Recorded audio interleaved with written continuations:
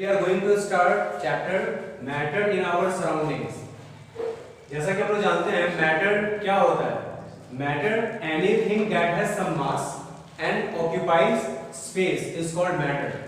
वैसी कोई भी चीज है जिसमें कुछ ना कुछ मास हो, वेट हो और वो स्पेस कुछ ना कुछ ऑक्यूपाई करता हो, उसको हम लोग मैटर बोलते हैं। हम अपने आसपास में जो भी चीजें, एग्जांपल के तौर पे हम लोग अपने आसपास में जो भी चीजें देख रहे हैं, जैसे कि चेयर है, टेबल है, ट्री है, एनिमल्स है, वाटर है, एयर है, ये सब जितनी भी चीजें जो एग्जिस्ट कर रही हैं हम अपने आसपास में देख रहे हैं, वो सब के सब जो होता है वो मैटर में आ जाता है। ठीक है, अब क्वेश्चन ये राइज होता है कि एयर जो है वो मैटर कैसे है, व्हाई एयर इज मैटर। तो इसके लिए एक एक्सपेरिमेंट करना पड़ जाता है। वो एक्सपेरिमेंट क्या है कि हम लोग बलून लेते हैं, उस बलून का पहले हम लोग वेट कर लेंगे।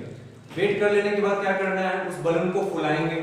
फुलाने के बाद फिर क्या करते हैं, उसका फिर दोबारा हम लोग वेट करेंगे। तो देखेंगे कि पहले के कंपैरिजन में बलून का वेट जो होगा वो थोड़ा सा बढ़ा हुआ होगा।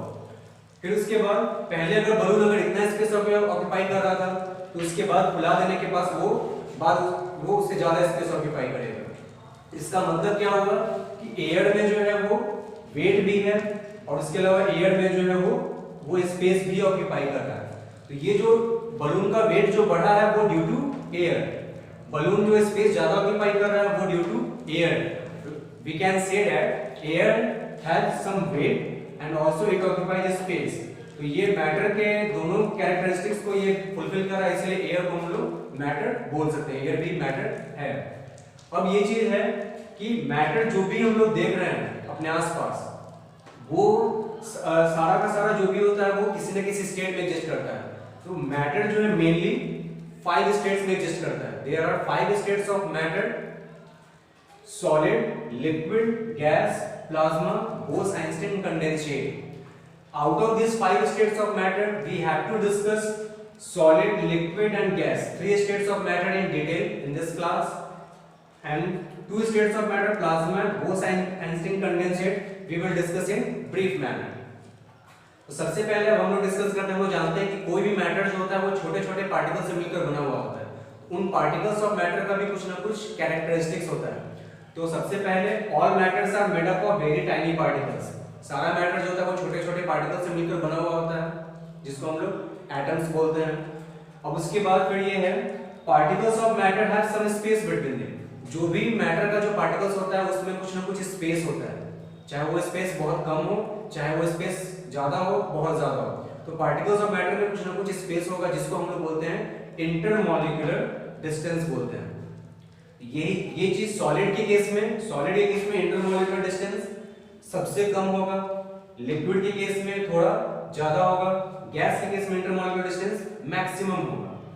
फिर इसके बाद हम लोग आते हैं particles of matter attract each other with some force.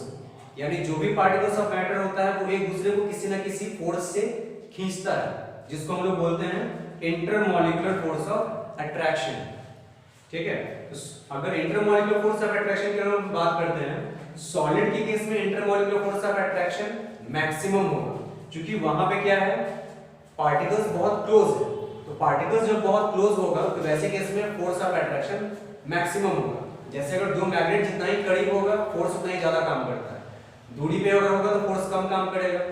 तो सॉलिड के केस में हम जानते हैं इंटरमॉलिक्यूलर डिस्टेंस मिनिमम है, सबसे कम है, इसलिए intermolecular force of attraction maximum होगा।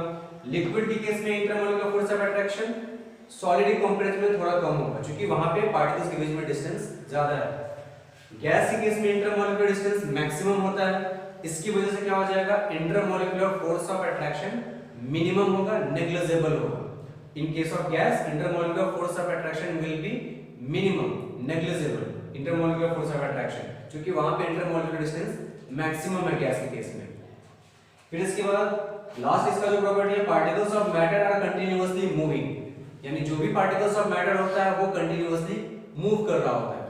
अब सॉलिड के केस में क्या है कि जो पार्टिकल जो होता है वो अपने ही पोजीशन पे वाइब्रेट करता है, वो मूवमेंट तो नहीं कर रहा, क्योंकि हम जानते हैं कि सॉलिड अपने पोजीशन पे फिक्स्ड रहता है।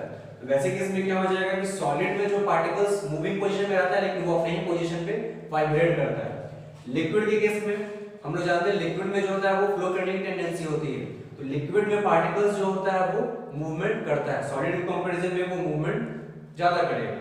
गैस के केस में क्या है कि उसमें जो हो जाएगा पार्टिकल जो होता है वो सबसे रैंडम मोशन में लेफ्ट राइट अप डाउन इधर उधर पूरे डायरेक्शन में गैस का पार्टिकल जो होता है वो मूवमेंट करता है।